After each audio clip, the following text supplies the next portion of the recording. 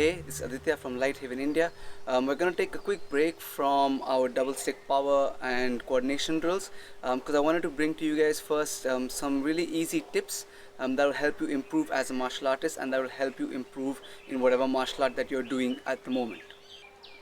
So I wanted to first tell you guys where these tips are coming from, what they're based on.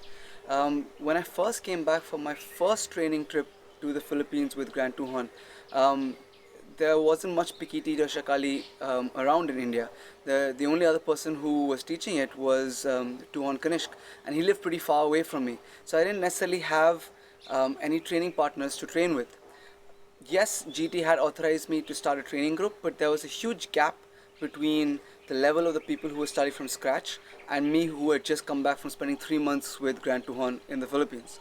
And so I had to really become very self-sufficient when it came to my training and had to really look at a lot of the stuff that I had done in the Philippines and figure out how can I drill that in the most efficient way and effective way possible.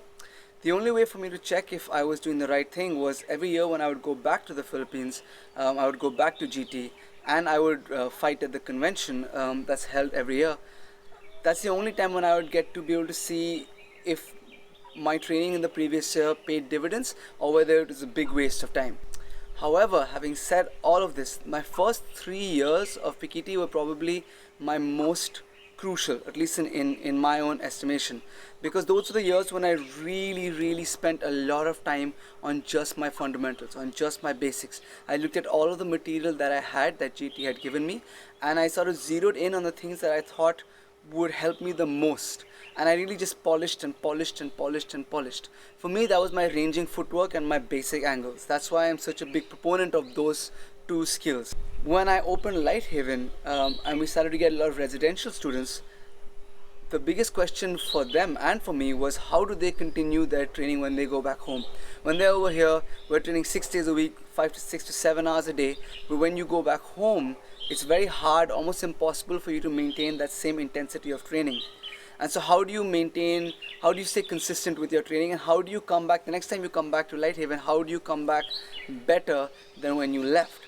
And these same tips are what helped them just as they helped me, and which is why now they have literally become the basis for all of our residential training. This is what I tell all my residential students, this is what they need to do, and I have seen over these last few years how it has benefited them. The first tip is to really set your goals very clearly. Are you studying a martial art? Are you learning a martial art because you want to explore an art? You want to learn something new? Do you want to become a professional fighter? Do you want to learn self-defense? Do you just want to become fitter? These goals can of course change over time, but having very clear-cut goals can really help you in streamlining how you train, especially your self-training. The next tip is also a sort of mindset tip. It's about committing to this journey that you're on for a long period of time. If you're exploring an art, then that period of time may even be your entire lifetime. Especially in the beginning, it pays more dividends to spend a lot more time just building your fundamentals, just building your basics. When you commit to really spending a lot of time going through this journey that you have begun or that you've already been on, then you're no longer feeling stressed out when you take time out to work on those fundamentals and your basics. It's no longer a rat race that you have to win or you have to get somewhere really fast. That rush to get good, I think, is one of the biggest things that holds people back, because oftentimes it's good to just stop, take a deep breath, and really work on building a good solid foundation.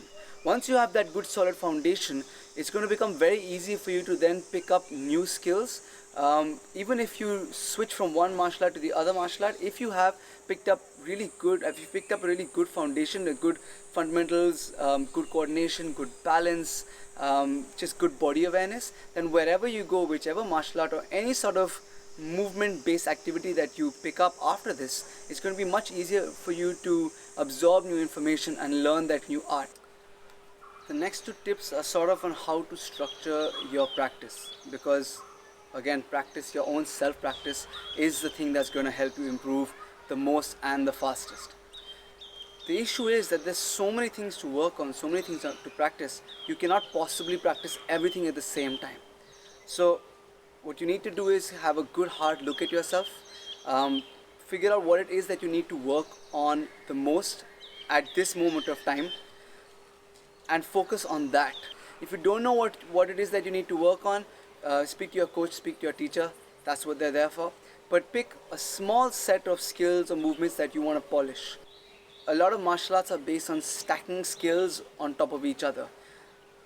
In order to do that, I've often found that it's very helpful to look at an overarching skill, break it down into its minutest pieces, and work those individual pieces first. And for all the skills that you're working on, have a checklist, right? So for me, let's take the example of me and my ranging footwork. My checklist may have been that I'm stepping at the correct angles, right? If I'm going front, then 45 degrees to the right, 45 degrees to the left. Whichever foot was at home, I was keeping that foot flat on the ground. I wasn't letting that heel come off the ground. I was depending on which version of ranging footwork I was doing, I was getting either my head or my entire body off center line. I wasn't bending too much, I wasn't leaning too much, I wasn't bending too less or leaning too less. I had this entire checklist in my mind that I was constantly working on. Once I could tick mark that checklist 9 times out of 10 without fail, then I would then start working on the next skill, stacking the next skill on top of my ranging footwork. Like this, I kept stacking. Another example that you could do, which I did before I started Pikiti, when I was doing Kung Fu, I had a really bad side kick. I had a really terrible side kick. I remember there was a short period of time when I said, okay, all I'm going to work on is my side kick. And so every day I would take out a little bit of time and I would just work my side kick progressions. I would just polish away. And that's, I think, the first time when I saw the benefits of training like this. Because within literally a 10-day period, my sidekick had gone from being this hodgepodge, strange, unrecognizable thing to a proper, technically good sidekick. We have two big issues when we're structuring training. Number one is boredom. Number two is, a lot of times we want to devote large sums of time to training, 1 hour, 2 hours, 3 hours a day, but we don't have that time in our daily life. A lot of times, especially with our residential students, when they're here with us training in Goa, then we spend 5, 6, 7 hours a day training 6 days a week. But when they go home, it's very hard for them to match that intensity with the rest of their life going on at the same time. And often they're like, I'm going to go home and I'm going to train 1 hour a day. But in the morning, when they're scheduling the rest of the day, or in the evening after their work, they realize that they don't have that 1 hour or 2 hours or 3 hours to set aside for training. And so they just don't train that day. One day becomes 2 days, 2 days become 3 days, and this starts to become a habit. What I found works better, it's an easier way of getting that consistency, is to not set out even 1 hour, not even half an hour. Set aside 10 minutes a day, literally 5 to 10 minutes a day for your practice. So practicing that one skill that you want to work on. Not 100 things, set aside 10 minutes a day to practice that one skill that you want to work on. If you have more time, if you have 1 hour, 2 hours, 3 hours a day, please do go for that extended practice. But that should not take away from this 10 minutes of practice that you do anyway. Whether you have lots of time in the day to practice, whether you have almost nothing, no time in the day to practice, take out these 10 minutes. 10 minutes before you go to sleep, 10 minutes just as you're woken up. Take these 10 minutes out, pick one skill that you want to work on, and devote some time to each skill. I don't mean just one day. Depending on what it is that you want to work on, it could be a week, it could be a month, it could be a year. It doesn't matter if you take out 1 hour. Let's say I'm going to take out 1 hour in the day to practice my ranging footwork and my basic angles. Very quickly you will start to get bored, and then your angles and your footwork will start going from really high quality. Your mind will start to wander, and then the quality of your practice will just dip. It's very hard to stay focused on repetitive work over a large period of time. It's a useful skill to have, but most people don't have that skill. When you take 10 minutes or 5 minutes out of your day to practice just one skill, then you're able to maintain that quality of work throughout that training. Because in your head, you're like, I just need to do this for 10 minutes. And I'm going to put my phone away, and I'm going to spend 10 minutes of just focused work and just train, just do this, get the repetitions in, just for 10 minutes. 10 minutes is up, okay, let's go and live the rest of my life. But for that 10 minutes, it's easier for you to ensure high quality of work. that was it. I hope that these tips help you.